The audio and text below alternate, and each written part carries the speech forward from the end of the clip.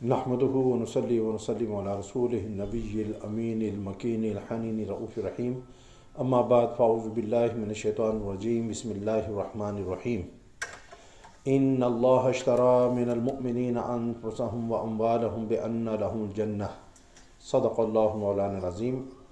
मोहतरम नाज़रीन व सामीन इकराम, अस्सलामु अलैकुम व रहमतुल्लाहि व बरकातुहू। अल्लाह ताला के फ़ज़ल व करम और हुज़ूर नबी अकरम सल्लल्लाहु अलैहि वसल्लम के नाले पाक के तसद्दुक़ से आज हम जुम्मतुल मुबारक के इस बाबरकत दिन में अल्लाह के ज़िक्र के लिए, उसकी ताअत व बंदगी बजा लाने के लिए और नमाज जुमा की अदायगी के लिए जमा हैं। अल्लाह ताला से दुआ है कि वो हम सब का आना कबूल फ़रमाए और आज के दिन की बरक़ात से अल्लाह ताला हम सब को माला माल फ़रमाए। पिछले जुम्मतुल मुबारक के मौके पर हमने कर्ज़ हसना के हवाले से गुफ्तगू की थी कि अल्लाह की राह में कर्ज़ हसना देना, यानी कर्ज़ हसना कहते हैं ऐसे कर्ज़ को जो इखलास के साथ दिया जाए, जो नेक नियति के साथ दिया जाए, जो सिर्फ़ इसलिए दिया जाए कि इससे अल्लाह की रज़ा हासिल हो, अल्लाह की खुशनुदी हासिल हो, अल्लाह का क़ुर्ब हासिल हो, और उसके अंदर कोई ऐसे नियत ना हो कि किसी को तंग करना है, कोई एहसान जतलाना है और किसी की दिल आज़ारी करनी है। इस किस्म के जज्बात जिसके अंदर मौजूद ना हो तो ऐसा जो कर्ज़ा होता है वो कर्ज़ हसना कहलाता है। और दूसरी इसकी तारीफ़ ये है कि वो कर्ज़ा जो आप किसी को नरम शराइत के ऊपर दें, यानी उसके अंदर जो टाइम पीरियड होता है वो भी थोड़ा फ्लेक्सिबल होता है और अगर उसमें देर भी हो जाए तो तकाज़ा ना हो, तो ऐसे कर्ज़े को कर्ज़ हसना कहा जाता है। क्योंकि एक जगह कुरान पाक में अल्लाह रब्बुल इज़्ज़त ने इरशाद फरमाया कि अगर तुम किसी को कर्ज़ दो और फिर देखो कि अभी उसके लौटाने की पोजीशन नहीं है, हिम्मत नहीं है, तो उसको मोहलत दो, उसको मोहलत दो और मोहलत दो यहाँ तक कि वो तुम्हारा कर्ज़ा वो अदा कर दे। ये आम कर्ज़ों की बात हो रही है। लेकिन हम अल्लाह के घर, अल्लाह की जो मस्जिद है उसके लिए आप से मुतालबा कर रहे हैं, रिक्वेस्ट कर रहे हैं कि उसके लिए आपने कर्ज़ हसना देना है। अब जो आयत करीमा सूरह तौबा की मैंने तिलावत की, इसमें भी अल्लाह रब्बुल इज़्ज़त ने इरशाद फरमाया कि बेशक अल्लाह ने मोमिनों से उनकी जानें और उनके अम्वाल ख़रीद लिए हैं। क्या कर लिए? ख़रीद लिए हैं। किस चीज़ के बदले? इस चीज़ के बदले कि यकीनन उनके लिए जन्नत है। तो अल्लाह ने हमारे जानों को, हमारे मालों को जन्नत के एवज़ ख़रीद लिया है। अब आप ये देखें कि कोई चीज़ बेचने के आप उस वक्त हकदार होते हो जब आप उस चीज़ के मालिक हो। कोई चीज़ आपकी मिल्कियत में होती है तो आप उसको बेच सकते हैं, ठीक है ना। लेकिन अगर कोई चीज़ आपकी मिल्कियत में ही नहीं है तो आप उसको बेच नहीं सकते। हकीकी तौर पर देखा जाए तो ना हम अपनी जान के मालिक हैं, ना अपने माल के मालिक हैं। हमारी जान का मालिक भी कौन है? अल्लाह है। और हमारे माल का भी मालिक कौन है? अल्लाह है। अच्छा, हम बेच किसको रहे हैं? अल्लाह को। अल्लाह ख़रीदार बन गया है ना। हम बेच किसको रहे हैं? अल्लाह को बेच रहे हैं, यानी उसी को बेच रहे हैं। यानी कि ऐसा है कि मैं आपसे कोई चीज़ लूँ और मुस्तारन, ठीक है ना, इस्तेमाल करने के लिए मैं कोई चीज़ आपसे लूँ और बाद में आप कहें कि यार ये चीज़ मैं आपसे ख़रीदता हूँ, तो मैं कहूँगा कि भाई ये तो चीज़ ही आपकी है, ये तो मैंने ली ही आपसे थी, ये तो मैंने इस्तेमाल के लिए ली थी, ठीक है ना, मैं इसका मालिक तो नहीं था। ये चीज़ मैंने इस्तेमाल के लिए ली थी, ये तो है ही आपकी। लेकिन आप कमाल शफ़क़त का मुज़ाहरा करते हुए कहते हैं कि नहीं, ये मैं चीज़ तुमसे ख़रीदता हूँ, और मज़ीद उसके ऊपर आप कुछ देने के लिए तैयार हो जाएं। तो ऐसी जो तिजारत है इसको आप क्या कहेंगे कि ये सिर्फ़ और सिर्फ अल्लाह की हम पर शफ़क़त है, अल्लाह की हम पर मेहरबानी है, अल्लाह की हम पर इनायात हैं कि पहले वो हमें ज़िंदगी देता है, ज़िंदगी गुजारने के तमाम तर जो लवाज़मात हैं वो अता फ़रमाता है, जान भी देता है, माल भी देता है, اور اس کے بعد اللہ تعالیٰ جو ہے پھر فرماتا ہے کہ یہی جان اور یہی مال میرے ہاتھ بیچ دو، جو اس کی ہے حقیقت میں، یعنی ہماری جان اور مال کا مالک حقیقی طور پر وہی ہے۔ اب وہ خریدار بن کر یہ دونوں چیزیں ہم سے خرید رہا ہے، اور پھر دے کیا رہا ہے؟ دے وہ چیز رہا ہے جو انمول ہے، جس کا کوئی مول نہیں۔ دیکھیں ہماری یہ زندگی بھی کیا ہے، فانی ہے نا، ہم آج نہیں تو کل مر جائیں گے، ٹھیک ہے نا، ویسے ہی اس نے ختم ہو جانی ہے۔ ہمارا مال بھی جو ہے وہ بھی فانی ہے، آج نہیں تو کل ختم ہو جائے گا، اور نہ بھی ختم ہو، جب ہم اس دنیا سے چلے گئے تو مال پیچھے رہے بھی تو اس سے ہمارا تو کوئی سروکار نہیں ہے، اس کا ہمیں کوئی فائدہ تو ہوگا نہیں۔ تو ہماری جان بھی عارضی ہے، ہمارا مال بھی عارضی ہے، لیکن جنت جو ہے وہ کیا ہے؟ وہ باقی رہنے والی ہے۔ اخروی جو زندگی ہے وہ ہمیشہ کے لیے ہے، اور جنت کیا ہے؟ وہ اخروی زندگی کے لیے ایک مکان ہے بیسیکلی۔ جس طرح آپ دنیا میں زندگی گزارتے ہیں تو آپ کو ایک مکان کی ضرورت ہوتی ہے، اسی طریقے سے جب اللہ تعالیٰ آپ کو ایک ابدی زندگی عطا فرمائے گا تو وہاں پر بھی تو رہنے کے لیے ایک مکان کی ضرورت ہوگی نا۔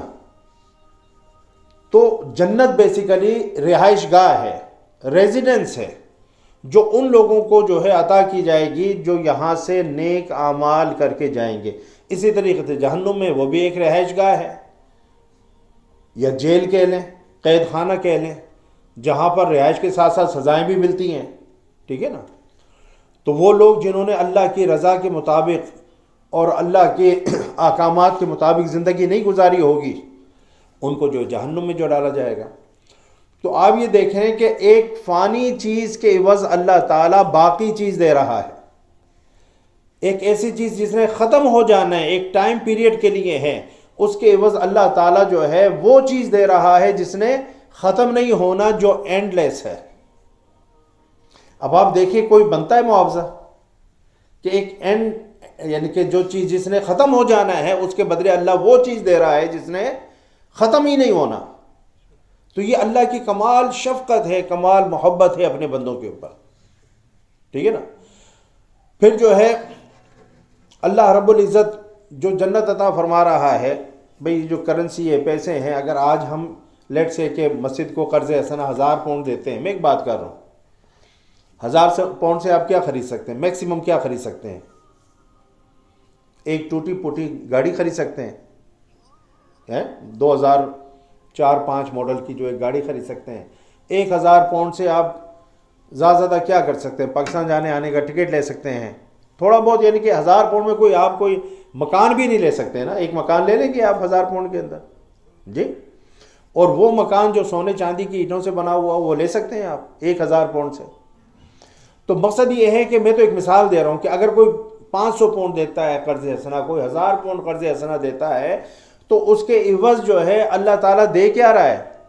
ایسی جنت کہ جس کے اندر جو رہائش گاہ ہے، جو محل ہے، جو گھر ہے، وہ سونے چاندی کی اینٹوں سے بنا ہوا ہے۔ میرے خیال سے ایک سونے کی اینٹ جو ہے 1000 پاؤنڈ میں نہیں آئے گی، آئے گی؟ ایک اینٹ اگر سونے کی خریدنی ہو تو 1000 پاؤنڈ میں نہیں آئے گی۔ تو محل کے اندر کتنی اینٹیں لگی ہوں گی؟ میں ویسے ہی جو بات کر رہا ہوں۔ تو مقصد یہ ہے کہ جو ہم خرچ کر رہے ہیں، جو ہم دے رہے ہیں، اس کے اگینسٹ اللہ جو ہمیں دے رہا ہے اس کا کوئی کمپیریزن نہیں ہے، اس کا کوئی مقابلہ نہیں ہے۔ ہم اتنا دے رہے ہیں اور وہ اتنا دے رہا ہے، ہم قطرہ دے رہے ہیں، وہ سمندر دے رہا ہے۔ کیوں؟ کیونکہ دینے والے کے خزانے خالی نہیں ہیں۔ ہمارے خزانے لمیٹڈ ہیں، ہماری یعنی کہ دینے کی جو استطاعت ہے وہ لمیٹڈ ہے، ہماری پاکٹ جو ہے وہ لمیٹڈ ہے، ہم ایک لمیٹڈ وے کے اندر دے سکتے ہیں، اور اللہ کو یہ بات پتہ ہے کہ جو میں نے اس کو دیا ہے کتنا دیا ہے اللہ کو معلوم ہے۔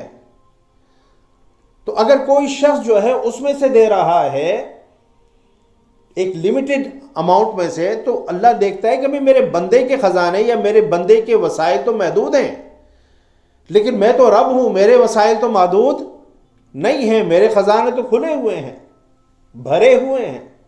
میں جس کو جو اور جتنا دینا چاہوں وہ دے سکتا ہوں. اس لیے اللہ رب العزت جو ہے مقابلے پر اتنی ہی چیز نہیں دیتا جتنی ہمارے اماؤنٹ کا جو ہے حق بنتا ہے، جتنی ہمارے اماؤنٹ کے اندر وہ چیز آنی چاہیے. چلے اگر 70 گنا بھی دیتا ہے تو 70 گنا بھی جو ہے، میں ایک مثال دے رہا ہوں، 1000 پاؤنڈ کا 70 گنا کتنا ہو گیا؟ 70,000 ہو گیا. تو 70,000 کے اندر بھی مکان کوئی نہیں آتا. 700 گنا لگا لیں تب بھی جو ہے ایک مکان آ جاتا ہے، لیکن وہ کوئی سونے چاندی کی اینٹوں کا بنا ہوا نہیں ہوتا. تو یہ تو جو ہے 70 اور 700 گنا سے بات باہر چلی گئی ہے، اس حد سے باہر چلی گئی ہے. یہاں تو کوئی کیلکولیشن نہیں ہے کہ اگر آپ ساری جو ہے جنت کی سونے کی اینٹوں کو جمع کریں اور اس کو دنیا کی جو رقم کے اندر کنورٹ کریں تو یہ شاید بلینز میں جو ہے بات پہنچ جاتی ہے، یا اس سے بھی کہیں زیادہ ٹریلینز کے اندر پہنچ جائے گی. آپ بات سمجھ رہے نا؟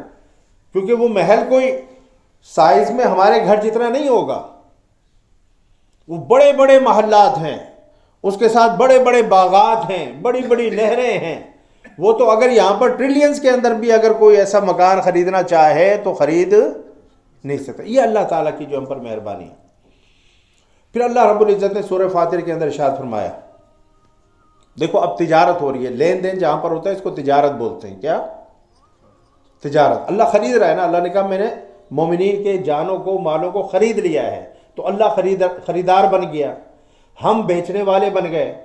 تو جہاں پر بیچنے والا بھی ہو اور خریدنے والا بھی ہو اور ان کے درمیان ایک جو ہے کاروبار ہو رہا ہو، ہاں جی، دنیاوی ٹرم کے حوالے سے میں بات کر رہا ہوں، تو اسی کو تجارت بولتے ہیں نا، جس میں لین دین ہوتا ہے، جس میں لین دین ہوتا ہے اور اس کا کوئی عوض بھی ہوتا ہے. تو خریدار اللہ ہے، ہم بیچنے والے ہیں. ہم کیا بیچ رہے ہیں؟ اپنا مال اور اپنی جان. وہ اس کے بدلے میں کیا دے رہا ہے؟ جنت. تو تجارت کے جتنے بھی جو ہے لوازمات ہیں وہ پورے ہیں. لیکن دیکھیں دنیا میں ہم جو تجارت کرتے ہیں اس میں گھاٹا وعدہ جو ہے وہ لگا رہتا ہے. وَتِجَارَةٌ تَخْشَوْنَ كَسَادَهَا، قرآن میں اللہ نے فرمایا کہ ایسی تجارت جس کے یعنی کہ نقصان کا، جس کے گھاٹے وعدے کا تجھے جو ہے اندیشہ لگا رہتا ہے، خدشہ لگا رہتا ہے. آج اسٹاک کے ایکسچینج کے جو ہے پرائز اوپر چلے گئے، آج نیچے آ گئے، فلاں ہو گیا، مارکیٹ کے اندر مندی ہو گئی، مارکیٹ چڑھ گئی، تو ہر وقت جو ہے دھچکا لگا رہتا ہے، بندہ دیکھتا رہتا ہے کہ آج کیا بھاؤ ہیں، آج کیا تو تجارت میں کبھی منافع بھی ہو جاتا ہے، کبھی نقصان بھی ہو جاتا ہے. یہ ساری باتیں جو ہے لگی ہوئی ہیں یا نہیں لگی ہوئی. لیکن ایک تجارت ایسی ہے جس کے اندر نقصان اور گھاٹا نہیں ہے. سورہ فاطر میں اللہ نے فرمایا ان الذین یتلون کتاب اللہ واقاموا الصلاۃ وانفقوا مما رزقناہم سرا وعلانیۃ یرجون تجارۃ لن تبور. اللہ فرماتا ہے جو لوگ کتاب اللہ کی یعنی کہ تلاوت کرتے ہیں اور نماز کی پابندی رکھتے ہیں اور جو کچھ ہم نے ان کو عطا فرمایا ہے اس میں سے پوشیدہ بھی یعنی چھپ کر اور اعلانیہ بھی یعنی کہ علل اعلان جو ہے اللہ کی راہ میں خرچ کرتے ہیں، وہ ایسی تجارت کے امیدوار ہیں جو کبھی خسارے میں نہیں ہوگی. تو تجارت کرنی ہے تو ایسی تجارت کرو جس میں خسارہ نہیں ہے. وہ تجارت جس میں دھڑکا لگا رہے، خدشہ لگا رہے، اندیشہ لگا رہے، ڈر اور خوف لگا رہے کہ پتہ نہیں جو ہے تجارت میں فائدہ ہوگا یا نقصان ہوگا، تو ایسی تجارت دنیا میں کرتے ہیں اور کرنی بھی چاہیے. لیکن ایسی تجارت جس میں 100% آپ کو جو شورٹی دلائی جائے، یعنی آج اگر میں کہوں کہ بھئی یہاں پر آپ پیسہ لگا دیں اور میں گارنٹی دیتا ہوں کہ اس کے اندر 100% آپ کو جو ہے پروفٹ ہوگا، کوئی نقصان نہیں ہوگا، بھول جائیں، فورگیٹ اٹ کہ اس میں کوئی نقصان بھی ہوگا، 100% جو پروفٹ ہوگا، آپ لگائیں گے یا نہیں لگائیں گے؟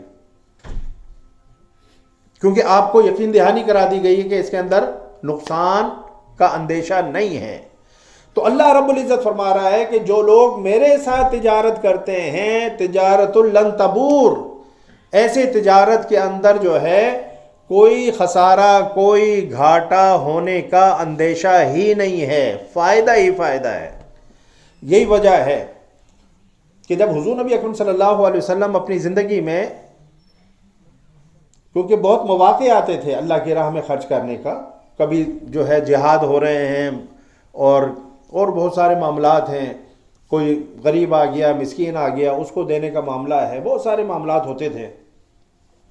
تو حضور نبی اکرم صلی اللہ علیہ وسلم چونکہ اپنے جو مقتدین تھے اور جو اپنے صحابی تھے، جو ان کے جانثار تھے، کیونکہ آگے بھاگ دوڑ انہوں نے سنبھالنی تھی، تو حضور نبی اکرم صلی اللہ علیہ وسلم ان کی ہر طرح سے، ہر اعتبار سے تربیت فرما رہے تھے۔ دل سے جو ہے جان کی محبت بھی نکل جائے، مال کی محبت بھی نکل جائے، اہل و عیال کی محبت بھی نکل جائے، ٹھیک ہے نا، ہر چیز کی محبت تو ہوگی، نکل جانے کا مطلب یہ نہیں ہے کہ کلیتاً نکل جائے۔ مقصد یہ ہے کہ جب اللہ اور اس کے رسول اور اس کے دین کی بات آئے اور اس کی محبت کی بات آئے تو پھر ساری جو محبتیں ہیں وہ پس پش چلی جائیں اس وقت میں، ٹھیک ہے نا۔ اس وقت صرف جو ہے غالب محبت وہ اللہ کی ہو، اس کے رسول کی ہو، اس کے دین کی ہو، یہ محبت جو غالب ہو، کلیتاً دل سے تو نکل نہیں سکتی، ٹھیک ہے نا۔ اب حضور نبی اکرم صلی اللہ علیہ وسلم نے ایک مرتبہ اسی طریقے سے جو انفاق کا فرمایا تو ایک صحابی تھے حضرت ابو عقیل انصاری۔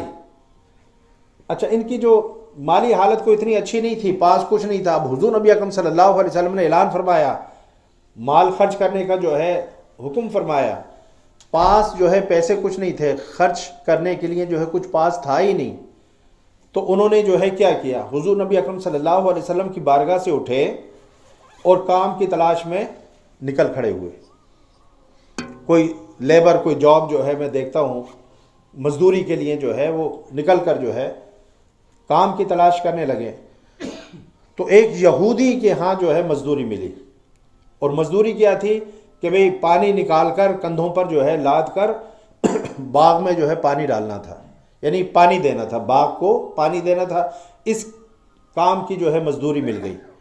اب انہوں نے جو ہے ساری رات جو ہے اس طریقے سے مزدوری کی، پانی نکالتے جا کر جو ہے پودوں کو، درختوں کو پانی دیتے، اور ساری رات اس طریقے سے جو ہے انہوں نے گزاری کام کے اندر۔ صبح یہودی نے جو طے پایا تھا 2 سا کھجوروں کو جو ہے ان کو دیے، 1 سا جو ہے انہوں نے اپنے گھر والوں کے لیے رکھا، یعنی آدھا مال جو ہے اپنے گھر والوں کے لیے رکھا، اور آدھا سا جو تھا وہ اللہ کی راہ میں جو ہے حضور نبی اکرم صلی اللہ علیہ وسلم کے پاس لا کر حضور کی بارگاہ میں رکھ دیا، حضور کے قدموں پر نچھاور کر دیا۔ تو سب جو ہے ان کے اس جذبے سے بڑے خوش ہوئے۔ تو پھر اللہ رب العزت نے سورہ توبہ میں یہ آیات نازل فرمائی، جس کا ترجمہ یہ ہے کہ کچھ لوگ ایسے بھی ہیں جو اللہ اور روز آخر پر ایمان رکھتے ہیں، اور جو کچھ خرچ کرتے ہیں اسے اللہ کے ہاں تقرب کا اور رسول اللہ صلی اللہ علیہ وسلم کی طرف سے رحمت کی دعائیں لینے کا ذریعہ بناتے ہیں، کہ مولا اس لیے خرچ کر رہے ہیں کہ تیرا قرب حاصل ہو، تیری نیئرنس حاصل ہو، کلوزنس حاصل ہو، اور یہ کہ حضور نبی اکرم صلی اللہ علیہ وسلم ہمارے لیے رحمت کی دعا فرما دیں، ہاتھ اٹھا کر خوش ہو جائیں اور ہمارے لیے رحمت کی، برکت کی جو دعا فرما دیں، ہمیں اس سے زیادہ جو اور کچھ نہیں چاہیے۔ فرمایا کہ ہاں وہ ضرور ان کے لیے تقرب کا ذریعہ ہے، یعنی یہ مال جو انہوں نے خرچ کیا ہے ضرور اس سے وہ اللہ کا قرب حاصل کریں گے، اور اللہ ضرور ان کو اپنی رحمت میں داخل فرمائے گا۔ تو یہ جو ہے یہ آیت اس وقت نازل ہوئی جب حضرت ابو عقیل انصاری رحمۃ اللہ رضی اللہ تعالی عنہ نے ساری رات مزدوری کر کے صرف اس لیے کہ میں بھی کچھ دینے والا بن جاؤں، غریب ہو تو کیا ہوا، لیکن کچھ تو جو ہے میں اللہ کی راہ میں خرچ کرنے والا بن جاؤں۔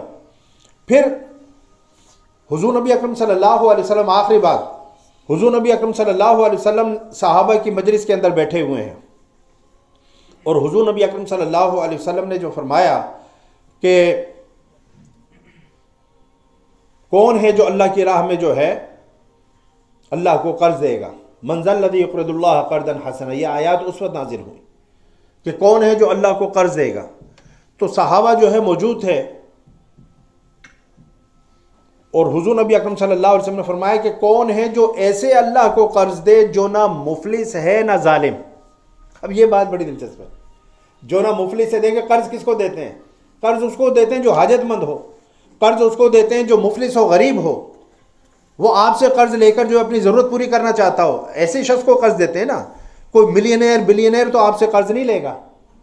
تو حضور نبی اکرم صلی اللہ علیہ وسلم نے فرمایا کہ صحابہ کی مجلس میں کہ ایسے اللہ کو قرض دو جو نہ مفلس ہے اور نہ ظالم ہے، ظلم بھی نہیں کرتا، یعنی زبردستی بھی نہیں لے رہا۔ تو صحابہ کی مجلس میں ابو دہدا ایک صحابی تھے، انہوں نے عرض کی یا رسول اللہ میرے ماں باپ آپ پر قربان ہوں، کیا اللہ تعالی ہم سے قرض مانگتا ہے؟ حالانکہ وہ ذات تو قرض سے بے نیاز ہے، اس کو قرض کی ضرورت اور حاجت نہیں ہے، پھر بھی وہ ہم سے قرض مانگتا ہے؟ آپ نے فرمایا کہ ہاں اللہ ہی قرض مانگ رہا ہے، اس کے بدلے میں وہ تمہیں جنت میں داخل کریں گے۔ تو انہوں نے پھر عرض کیا حضرت ابو دہدا نے، یا رسول اللہ اگر میں اپنے پروردگار کو قرض دوں تو کیا وہ مجھے اور میری بچی دہدا، ان کا نام تھا ابو دہدا مینز کہ دہدا کے ابو، دہدا کے والد، دہدا بیسیکلی ان کی بیٹی کا نام تھا، تو کیا جو ہے اللہ تعالیٰ جو ہے مجھے اور میری بچی دہدا کو جنت میں داخل فرمائیں گے؟ حضور نبی اکرم صلی اللہ علیہ وسلم نے فرمایا کہ ہاں، اگر تو اللہ کو قرض حسنہ دے گا تو اللہ تعالیٰ تجھے اور تیری بیٹی کو جنت میں داخل فرمائیں گے۔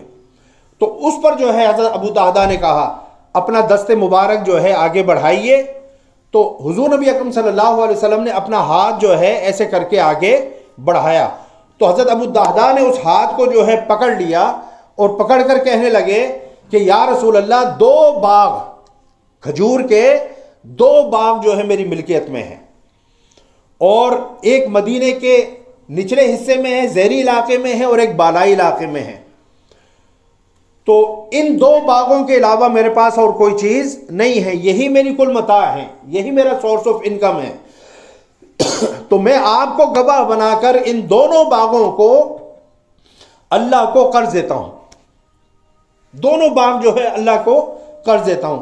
آپ سے نے فرمایا کہ نہیں ایسا نہیں کرو، ایک اللہ کی راہ میں دے دو اور دوسرا جو ہے اپنے اہل و عیال کے لیے، اپنی گزر اوقات کے لیے رکھ لو، تمہیں بھی ضرورت ہے تو پھر بعد میں کیا کرو گے، تو ایک اللہ کی راہ میں دے دو، ایک جو ہے خود رکھ لو۔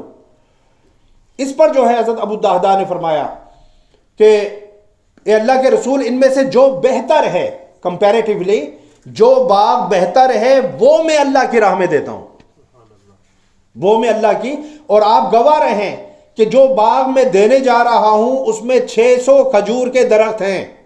کتنے؟ 600 کھجور کے درخت ہیں۔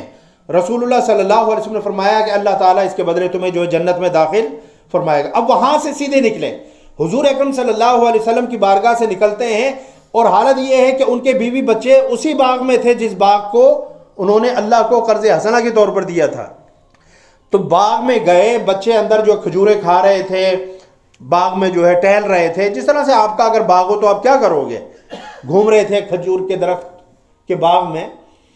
تو حالت یہ ہے کہ اب چونکہ دے دیا نا، اب اپنے آپ کو اس کا مالک نہیں سمجھ رہے، باہر کھجور کے باغ کے باہر کھڑے ہو کر آواز لگائی، باہر آ جاؤ،